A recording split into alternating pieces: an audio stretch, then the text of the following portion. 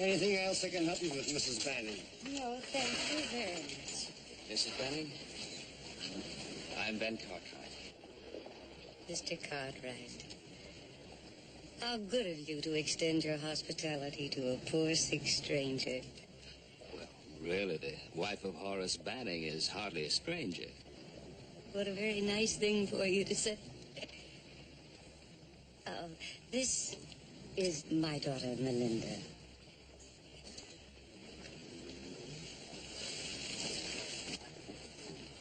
Coachman, it's been a delightful experience. Thank you, ma'am. Might I suggest that in the future you try to keep your carriage a little bit cleaner? Yes, ma'am. Mrs. Banning, my buckboard is right over there. I hope you won't find that one too dusty. Oh, I feel sure that your conveyance will be more than satisfactory, Mr. Cartwright. Come along, Melinda.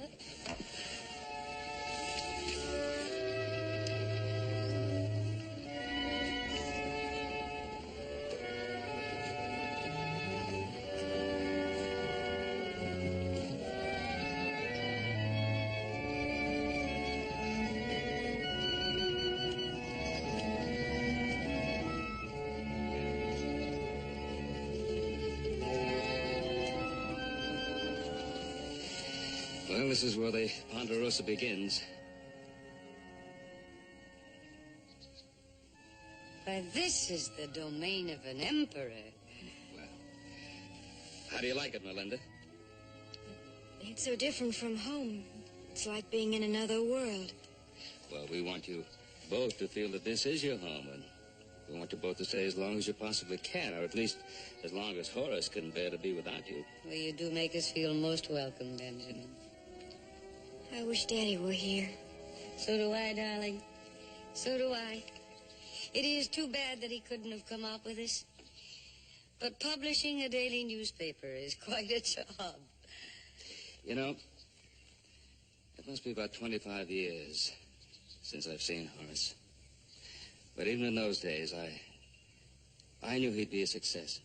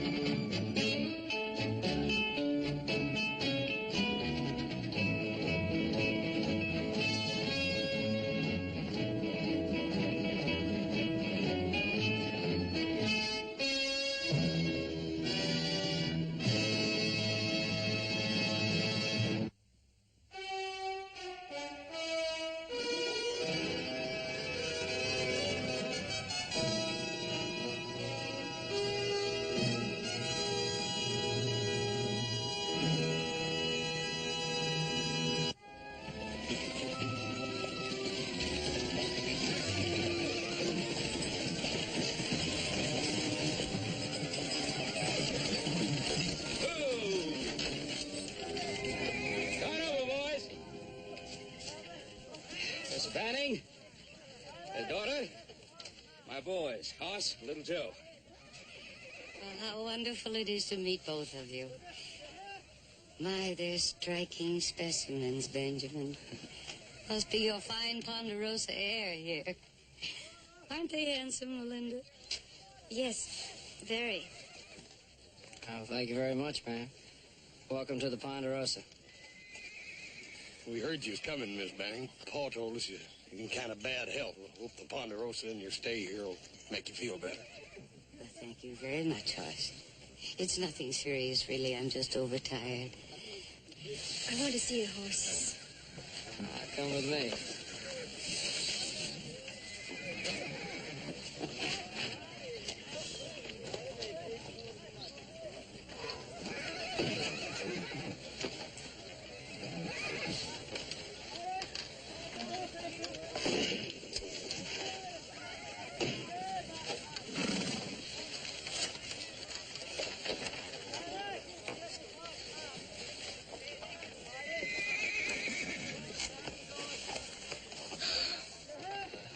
side.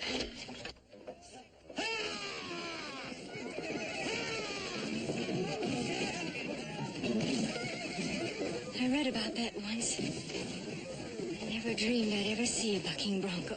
Have a good look. It looks so dangerous. You have to do it every day. He's quite a daredevil. It's my older brother Adam. He's a darn good horse breaker.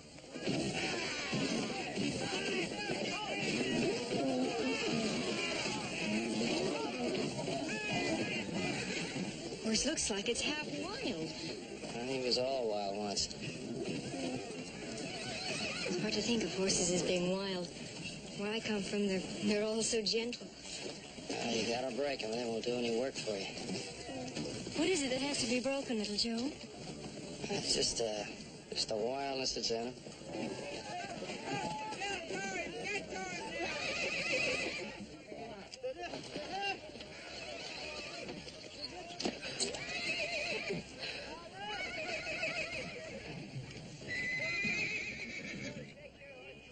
Adam, well, this is my brother Adam. Adam, this is our guest, Melinda Banning.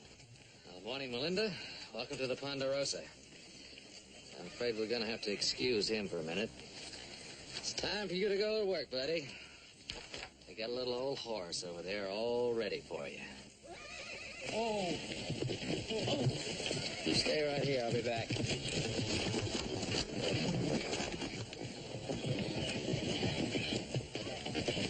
Adam? Yeah? That was so exciting. It looked so very dangerous. It's just a job. Watch him.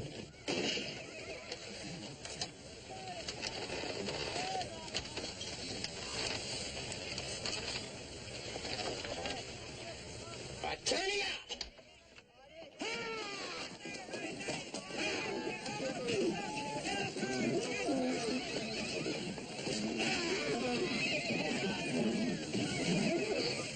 That horse will kill him. Well, it hasn't happened to him yet.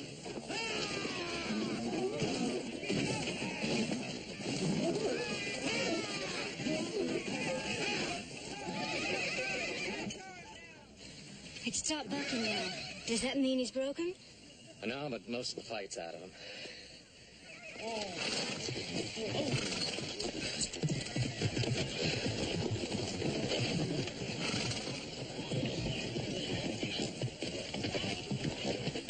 Great, Joe. Just great. Oh, you're not so bad yourself, brother. All he needs a little practice. What'd you think of the ride? I don't know how you do it. He doesn't either. Thanks a lot. Well, you see, it didn't hurt the horse, and now it'll be useful. No longer free to do what he wants, but useful. Melinda, come along.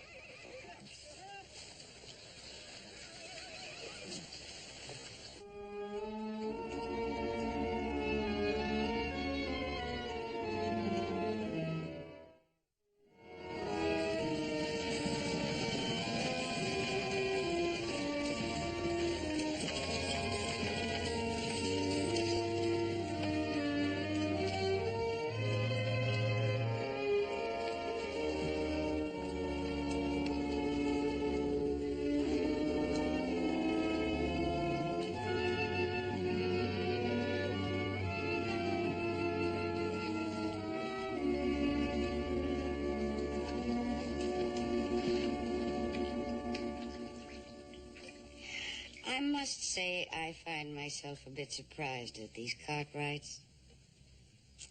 For all their money, they live out here like so many savages. Of course, that could be improved. And they are of good family. A bit uncouth, perhaps, but there's good blood there is. And their holdings, they're as vast as half the state of Maryland. Mother? And what you could do with this place, I can see it, the servants, the butlers, the footmen. Mother, may I say something? No, darling, not in that tone of voice. That always means that you're about to think for yourself. Anyhow, we said everything there was to be said before we ever left Baltimore. But, Mother, please, just listen to me for a moment. Yes, Melinda. Are you sure? Are you quite sure that what we're doing is right? Don't you know? In your heart, don't you know that what I'm doing is for your own good? Mother... Come on now. Get out of that tub and get dressed. Mother, please listen to me. Melinda, there is nothing sadder, more futile than foolishness. And you, my poor darling, seem to have been blessed with more than your portion, thanks to your father. But you're lucky, because to compensate, you have beauty.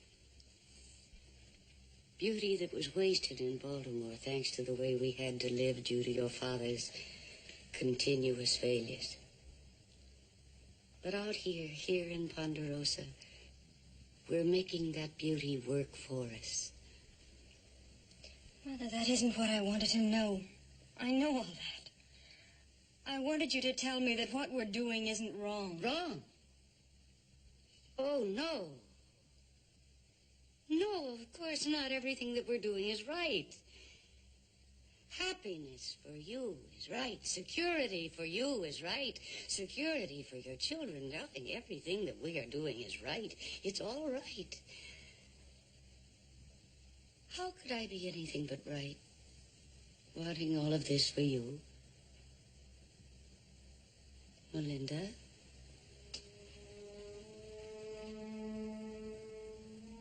Baby, I have fought for your happiness from the day that you were born. But I'm getting tired. I really am. I'm awfully tired. There isn't a great deal of fight left in me. Selfishly, I've even been hoping that somewhere in your future there might be a little peace, a little satisfaction for me too.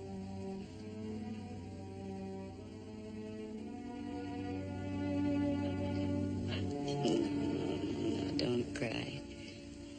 You'll ruin those wonderful eyes.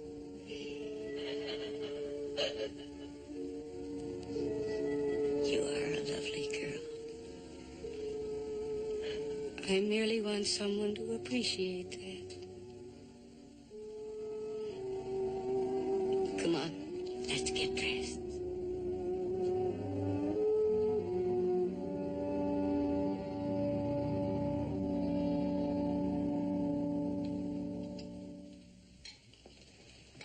That was a delicious meal, Benjamin. Really delicious. Oh, thank you. We're so pleased that you enjoyed your first meal of the Ponderosa. I enjoyed it all thoroughly. Mr. Blandy, you ain't tasted nothing yet till you taste some of Hob Sing's Hong Kong Mulligan. Of course, Baltimore is noted for its food, especially seafood. We catch some pretty fine trout around here, too. Chincoteague oysters lying on a bed of glistening ice, and lobsters first broiled and then served in melted butter. And our home brilliantly lit with hundreds of candles in crystal chandeliers, and in one part of the room a small orchestra playing gently and softly. Very often the music by that gifted young Polish composer, Mr. Chopin.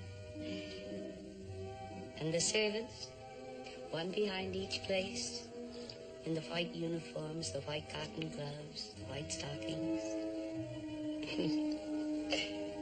And inevitably, the governor is the first one to arrive. He's always so prompt. But then he has great respect for my husband and Horace, poor dear, dear Horace. How he fusses about the social life I impose upon him. But I think deep down he enjoys it just as much as I do. I'm afraid he'd be rather disappointed in our primitive way of life out here. Oh, no, not at all. You're wrong about that. Horace is a great out-of-doors man. You'd all like him so much. But do you know, his idea of a banquet is a hunt breakfast after an early morning exciting ride to the hounds. He has his own stables. Most of them are thoroughbreds. I feel a little faint. I need some air. I think it was all the traveling today. Oh, no, gentlemen, please sit down. Melinda's given to these momentary spells. Poor darling, she's been so delicately born and so delicately bred. I think I better see that she's all right. Excuse me.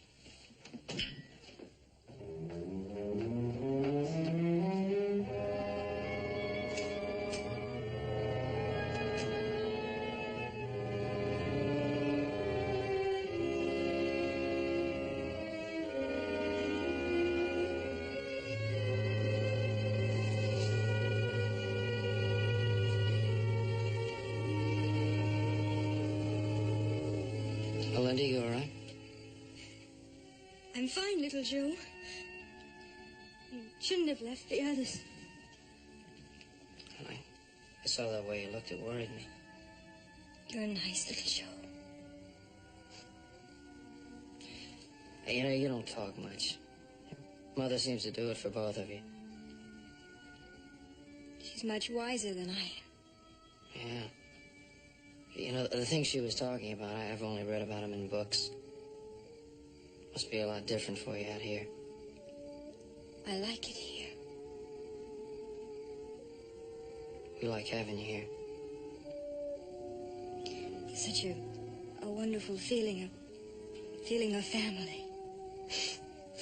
Yeah, I know. Pa talks about that all the time, the family. That's how everybody thinks of us around here, the Cartwright family. You don't have to be here long to realize you all belong together. You know, sometimes I think we're together too much. It's a little rough on me being the youngest. Here I am talking about myself, and it's really you I want to talk about.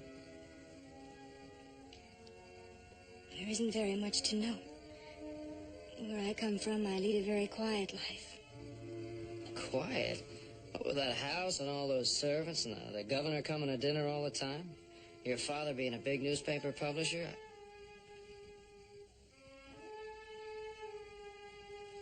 What's the matter? You feel bad again?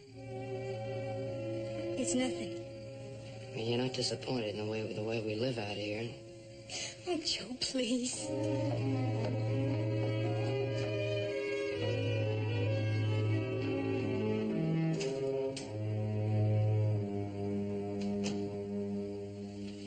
I can't stand these terrible lies anymore. Your awful stories about parties and servants and hunt breakfasts. Until I conceived this idea of bringing you out here, you were irrevocably committed to the kind of life I've had, and nobody knows better than you what that's been. But here, out here, I've created a new image for you. You have glamour and distinction and mystery, and you mustn't do anything to alter that, darling. Not until after you and Joseph are married. Then it won't matter. Why must it be little Joe? Because Horace doesn't feel that way about you. And Adam is far too cunning. I watched him at dinner tonight. He'd be too difficult to control. Suppose I don't love little Joe. That doesn't matter. Marriage is a contract. No contract can be executed under the influence of emotion.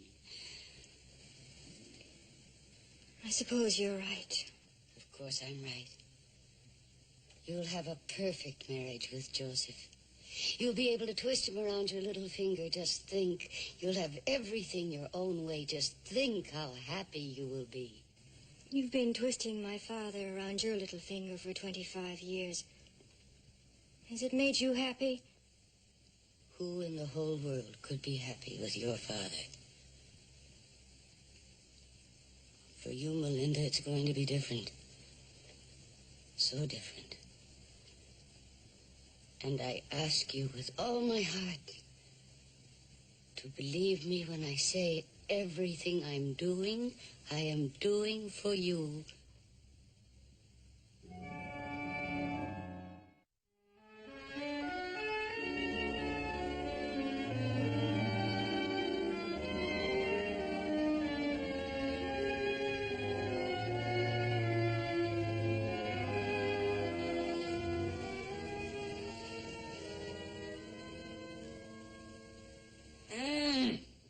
that's wonderful. Hey, that's just wonderful. What is it? Well, the recipe's been in my family for generations. It comes from France. Do you have any wine? Well, it's a little early in the morning for that, isn't it? Not for me, silly. For the stew. I told you this recipe came from France. Well, I don't think we have any wine around here. If you think real hard, it'll come to you.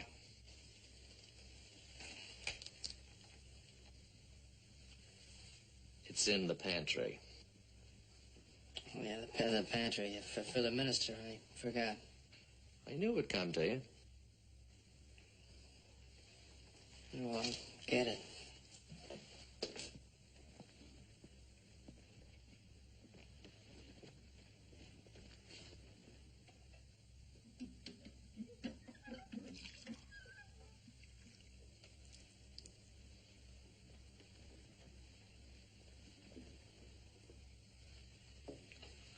I haven't seen much of you the last few days, Adam.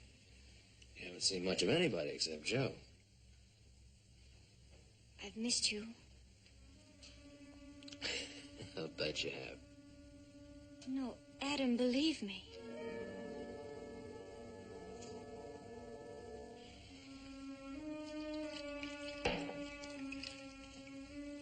What kind of a woman are you? First it's Joe, and the minute his back is turned, it's me. Adam, if you just let me explain, Adam.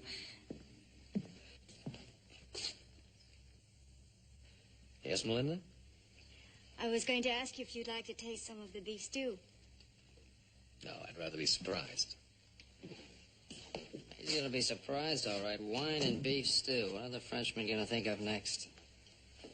That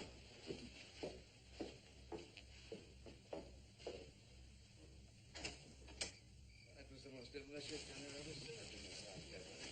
Oh, thank me, thank you. Melinda's such a fine cook. She was instructed by one of the greatest culinarians in the country. I like it better here at night. You can't see how big the country is. I guess you must be getting pretty lonesome for home. I suppose I am. Not the way it sounds. It's just that I'm used to it back there. You think you could ever get used to the way it is out here? You get used to love, little Joe, and then you don't have to get used to anything else.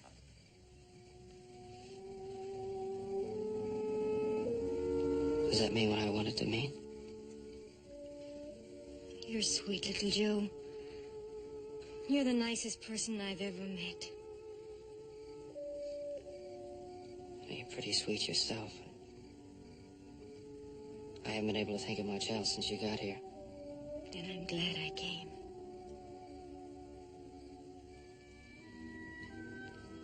But I'd like to ask you a question if I thought you'd give me an answer now. What answer do you want, little Joe?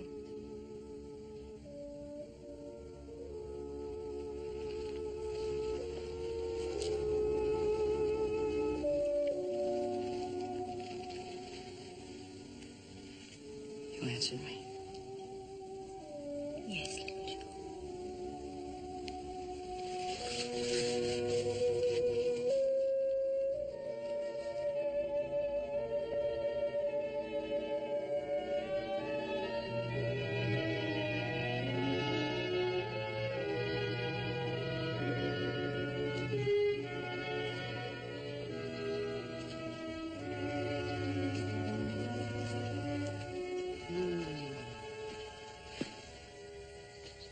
Oh, this air.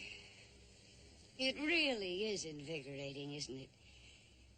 It's like fine perfume. Mother, the men may not like it, bothering them while they work. Joseph asked you to come, did he not? Yes, Mother. Men adore women who show an interest in their work. It makes them so proud of their little achievements. Mother, there's something I must tell you. Please, Melinda, I have ordered you not to think. Benjamin. Well, I got these side saddles. I hope they're what you're used to. Benjamin, you don't think the boys would mind if we looked in on their work for a while, do you? Mind? Why, not at all. Matter of fact, I think you'd find the work we do in the Ponderosa very interesting. Now, you won't forget where they are. They're just over that next rise. Shall I help you up? Oh, would you please?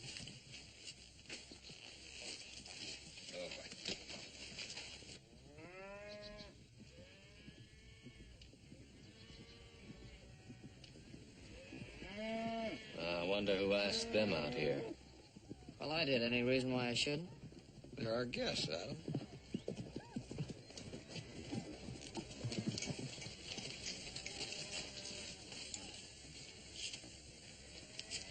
All right, Melinda, you have a good ride? Well, you enjoy yourself? I should say we did. Thank you so much. Oh, there we are. That was just fine. Just fine. Well, are you cooking? No, ma'am, we're not. You don't seem very glad to see us, Adam. No, I was just thinking about your comfort. This might be a little rough on you. Thank you very much, Adam. But you'll find that Melinda can accustom herself to anything that happens on a ranch. Sure. Oh, let's get the cab, will you? Joe, get some more wood. Right, Adam. Excuse me.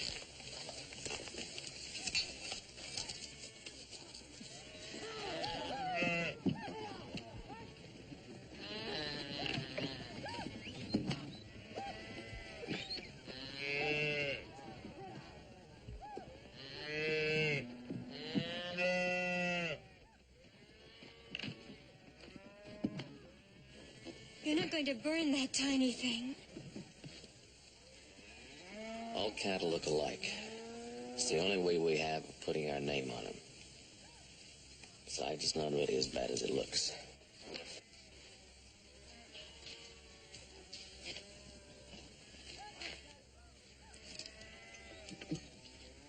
You got it?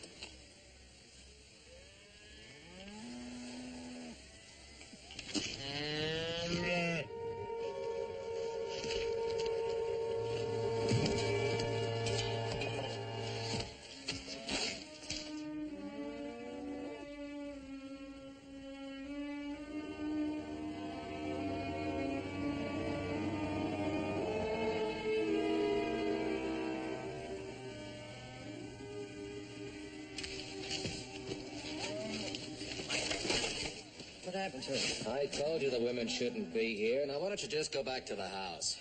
Adam, you don't have to talk to her that way. All right, the girl's sick. Why don't you take her home?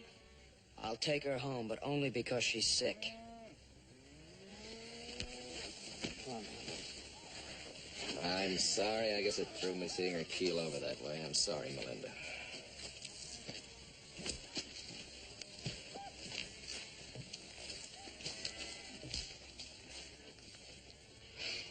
Looks like little Joe's sort of stuck on that gal, don't it? Yeah. Now, let's get back to work. Yeah. Just remember, we all got to live here together, Adam. Yeah. Get another cab, will you? Right.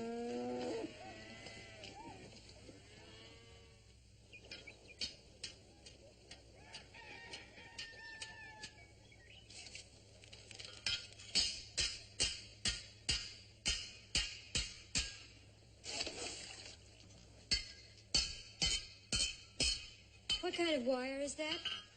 Barbed? It's full of sharp points. Experience. That's the best way to learn. But it's so cruel. Well, it goes along with everything else here. Breaking horses, branding calves. Everything's done with pain. You don't have a patent on hurt. Melinda, you are a guest here, and you're free to come and go as you please. But it is a working ranch, and at the moment, I'm pretty busy.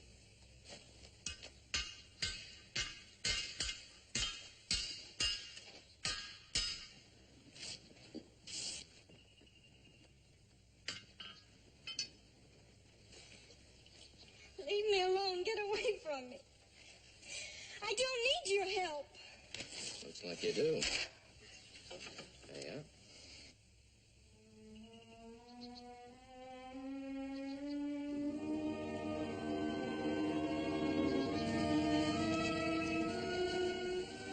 I'm sorry, Adam.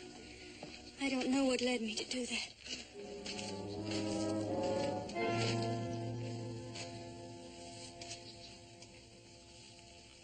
Adam, what are you doing? Nothing, Joe, nothing. What do you mean you're doing nothing?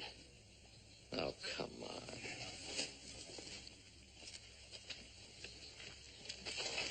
Joe. What do you mean, wait a minute? That's the girl I'm gonna marry. Gonna marry? It happened last night. I wanted to tell you when we were all together. Oh, wait a minute. Didn't this happen awful sudden like? I mean, Joe, are you sure you love her? More than anything in the world.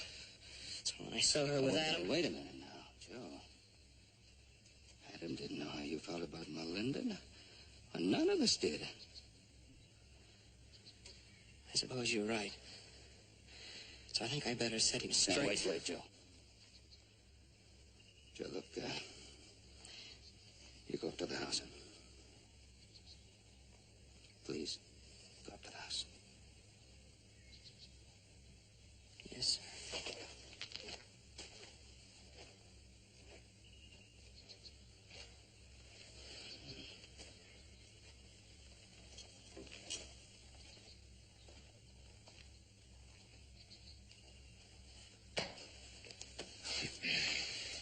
Well, what happened? Nothing. She got her dress tangled on the wire, and I helped her, that's all. Did you know that Joe wants to marry her? You're kidding. No, just told me. When did all this happen? Well, evidently last night. Well, it can never be. She's not in love with him. What do you mean? She's not in love with him. Look, Adam. Do you have any feeling for this girl yourself? No, but that's not the point. What is the point? The point is, she kissed me. She kissed me, but she's marrying him. Oh, this is developing into some situation. That's for sure. I think it might be a good idea if I got away for a couple of days. Go down to Tucson, maybe look at that new strain of beef, huh? That might be a good idea. All right, if they cost? Yeah, sure. Pop. What's going to happen if Joe marries her and then finds out that she doesn't love him?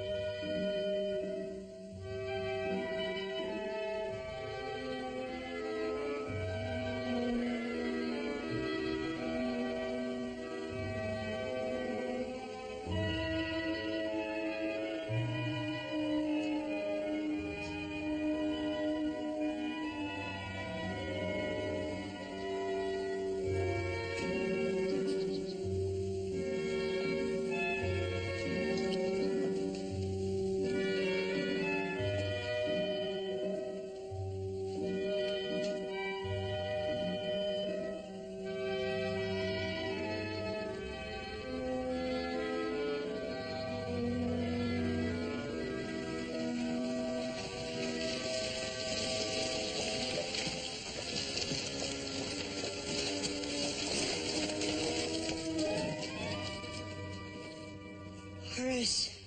Surprise, Deborah, surprise. What in heaven's name are you doing here?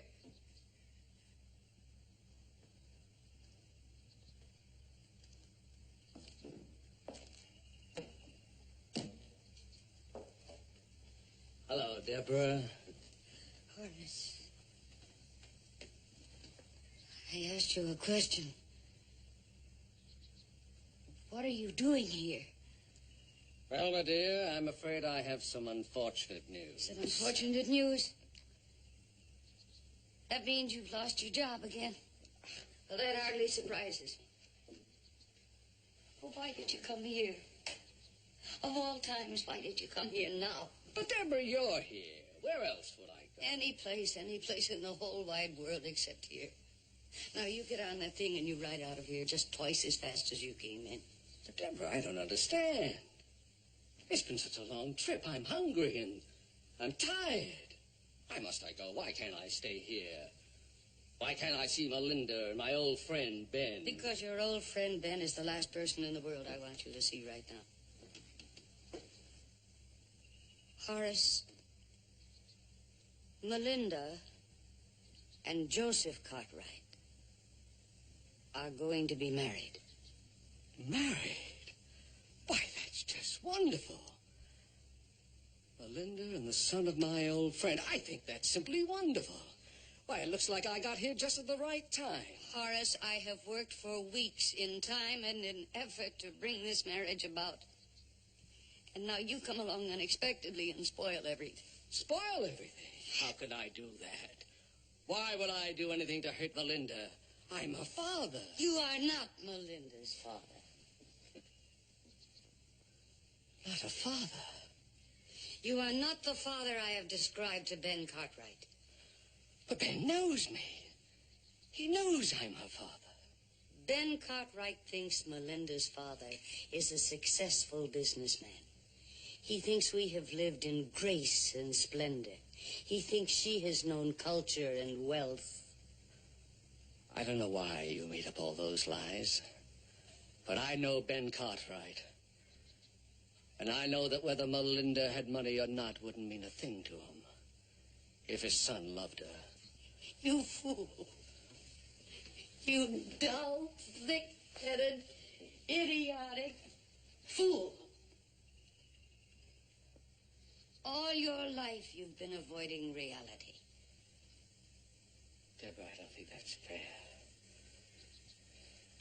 Well, this is one reality you're not going to avoid. You have always been a detriment to your daughter. Deborah. And now you are a threat to her future. If, as you say, you love her, if you really love her, you will get out of here. Don't bring her future happiness crashing down around her head.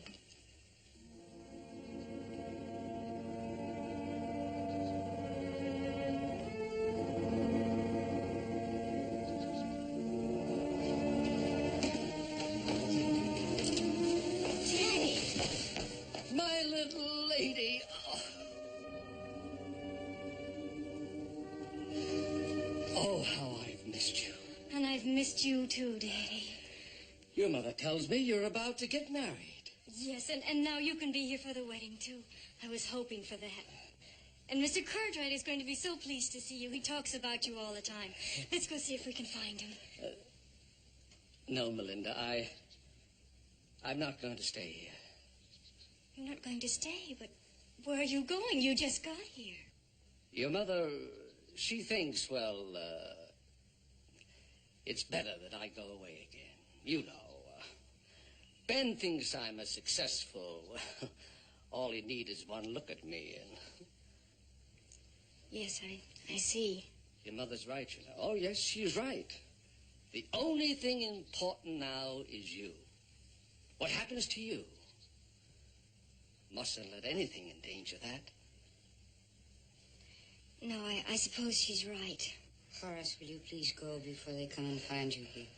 Melinda, I haven't been a very good father, I know that, but before I go, just tell me that you love this boy and that you'll be happy. She has told you. She's my child, Deborah, just as much as she's yours.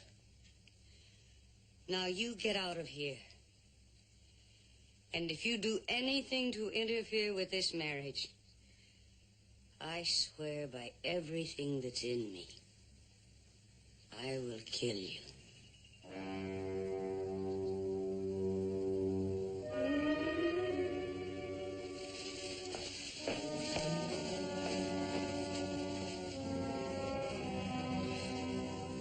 At this moment, Deborah, that might be an act of grace.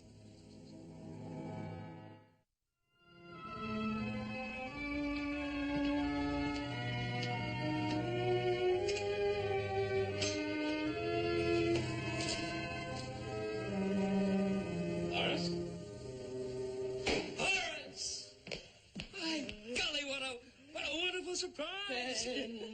Ben, it's been a long time. Yeah, it's been a long time. Too many years. Isn't it wonderful, Benjamin? Yes. Now Horace is going to be here for Melinda's wedding after all. You were the one thing that was lacking, my darling. But now that you're here, everything's going to be all right. Oh, you must be so tired, my sweet. Come along. We'll get you washed up. Come along. We'll talk, Horace. I'll get your things.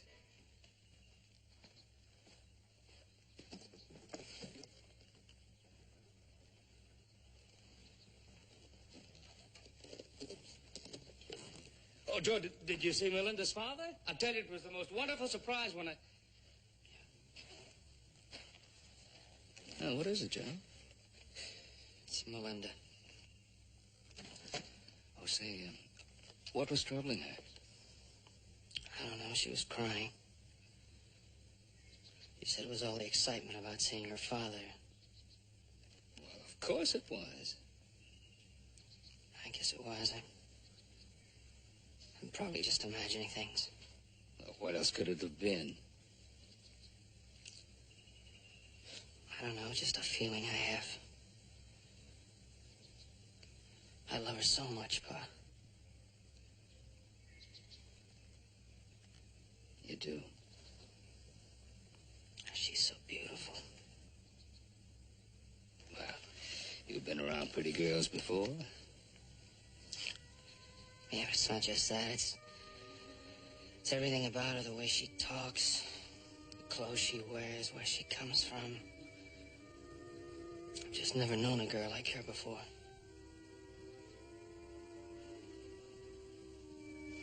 That's why I worry sometimes. I wonder if she can be happy out here. She's so used to the way it was back there. Of course she will be. And I see her cry. I guess I get a little scared, huh?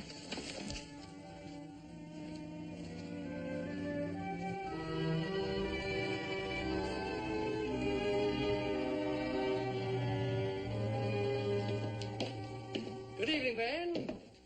Nothing like a shave and a bath to make one feel like a new man. Well, I'm glad you're feeling so much better.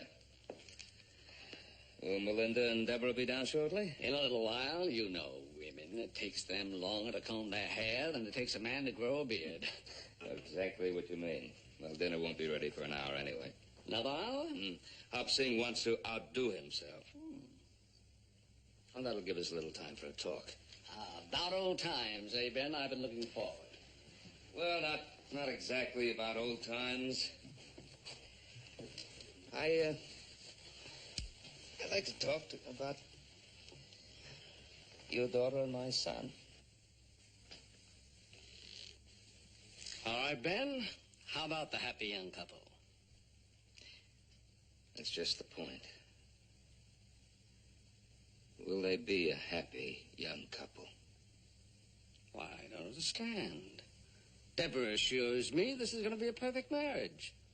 The young people, she says, are very much in love. I'm worried about them, Horace. Worried? What's it possible to worry about? Well, for one thing, their backgrounds are so different. Joseph has spent most of his life right here in the Ponderosa. Oh, boys have been back east on visits, certainly, but he's a boy who's grown up on a ranch. While Melinda, well, you know her background better than I do, Horace.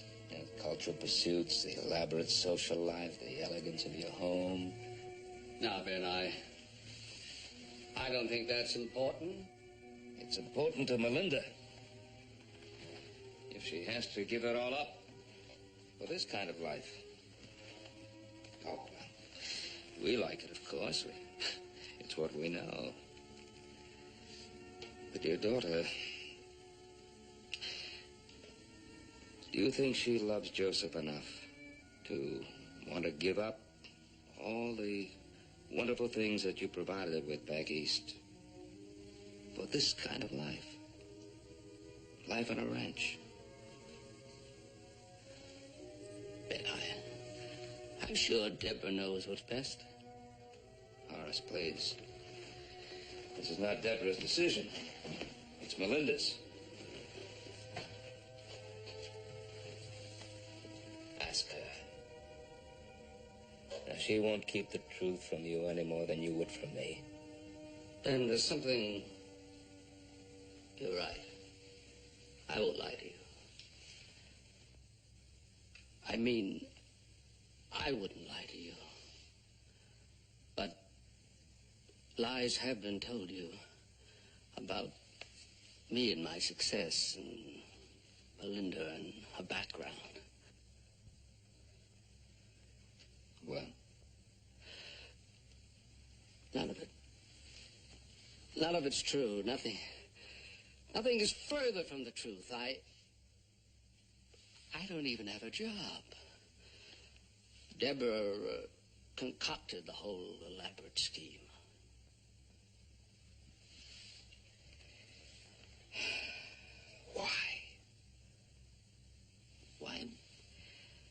Why would she have to do a thing like that?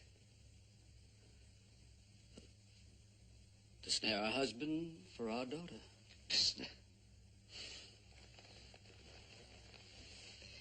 But does she have to pretend to be rich?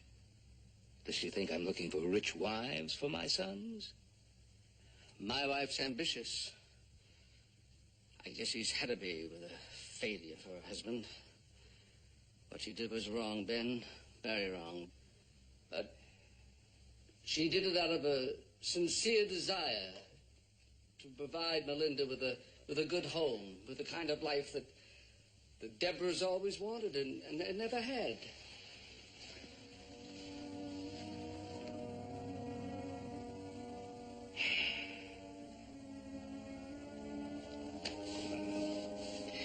That's not the question now, is it? The important thing is, does Melinda love Joseph? Or would she marry him for money, for a share of the Ponderosa, comforts that could be provided to her? I honestly don't know, Ben.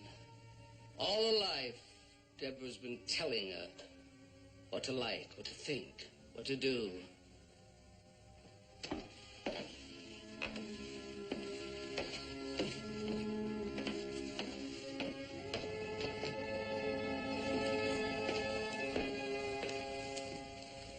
Melinda, there's something I must ask you.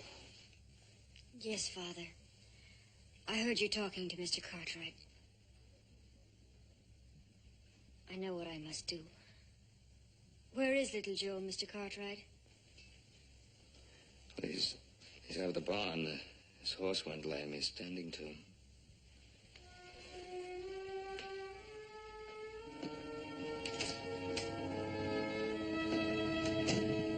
She's a fine girl, Horace.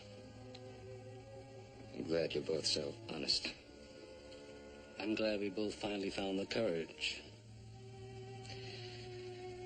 Kind of rough for them out there. Yes, but it would be better than a lifetime of unhappiness. I'll tell Deborah. We'll be leaving for Baltimore in the morning, Ben. Horace, there's no need for you to go back to Baltimore if you don't want to. I have a friend who's a publisher in San Francisco. Could be a fresh start for you. You could use a good man. I'm sorry, Joe. Not only for what my mother and I tried to do, but that we didn't fall in love. I fell in love. No, at least not with me. You fell in love with something my mother created. You can't stay in love with something that never existed. Everything's ready, Mr. Banning. Daddy, Mother? I don't know. She's in there with Ben. I'm not sorry for what I did. Not one iota. Well, I can understand that, Deborah. You, with all your money and your empire of the Ponderosa, how could you understand? I didn't inherit the Ponderosa. I worked to build it. But you've never known what it's like to be really poor. To scrimp and pinch and sacrifice. To feel ashamed, humiliated, and even angry at poverty. And to swear by all that's holy that the same thing won't happen to your daughter. Deborah, to want the best for your child, to fight for it, is a fine thing. But to force her into your idea of her future, that's wrong. Wrong. Wrong for me to want the security and peace of a marriage for my daughter. Money can't guarantee that. Only love. Love. Horace and I married for love. Now look at us. I am looking. And I see a lovely young girl who loves her mother so much that she tries to obey her even though it almost breaks her heart. And I see a husband who loves his wife still in spite of the indignities and humiliation she heaps on him. I see two people who love you. And they're waiting for you outside. I wrote a friend of mine, a publisher in San Francisco. I'm almost certain he'll give Horace a job. It'll be a fresh start for all of you. Go with them.